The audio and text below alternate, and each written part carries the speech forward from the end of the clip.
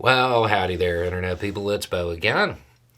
So, today we are going to talk about Trump and New York and Hicks and a strategy because we're seeing a strategy start to play out, and it's one that we've seen before.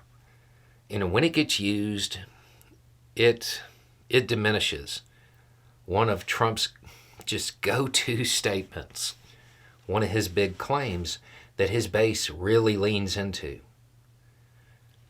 Okay, so if you missed the news, Hope Hicks, she said some things that are widely being viewed as pretty damaging to the former president. And there's a lot of conversation about it. But we've seen this before. We've seen it before. We saw the same thing during the January 6 hearings because they used the same strategy. And I'm not talking about the tell them what you're going to tell them what you told them thing. Yeah, they're doing that too. But there's something else. Anytime one of these situations comes up and Trump has to talk about it, what does he say? What does he call them? Every one of these cases. It's a Democratic witch hunt, right? And normally his most conforming base, they can lean into that because somewhere in some part of the case, there is somebody who's connected to the Democratic Party. So there's that kernel of truth that they can lean into and say, that's it, that's what it is. But that only applies to his most believing base. When you think back to the January 6 hearings, I mean, a whole lot of the people involved in that really were members of the Democratic Party. Like openly, full-blown members of the Democratic Party. Why didn't that work then when you're talking about the majority of people? Because while those people who might be behind the inquiry are members of the Democratic Party,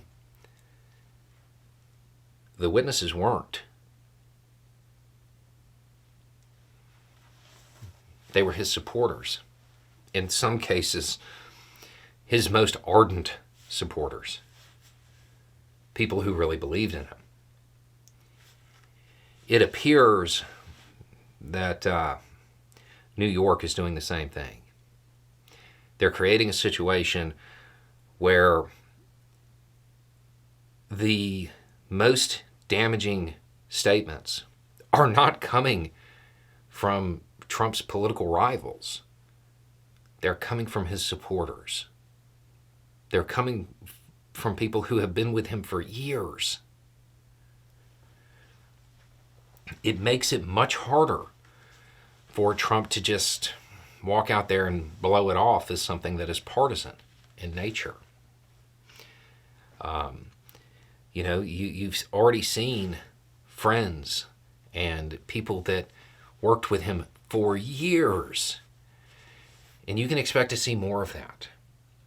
This is probably a strategy that we are going to see play out in every one of his entanglements because it undercuts his main narrative. That it's manufactured, that it's a political witch hunt. It's hard to say that when the most critical pieces of information are coming from people who, they're partisan, but they're on your side. This claim, he'll still make it. But I don't think it's going to play well to the average American. It'll only play within that base who, honestly, short of Trump walking out and telling them to believe that it was true, nothing would convince them. The people that they're bringing up they undercut that narrative and they take away one of his biggest talking points. I would expect to see a whole lot more of that. So right now, you're getting a lot of coverage about how, it's so surprising that, this came from her. I'd get used to it. Get used to that surprise, because I think we're going to see it a lot. Anyway, it's just a thought. Y'all have a good day.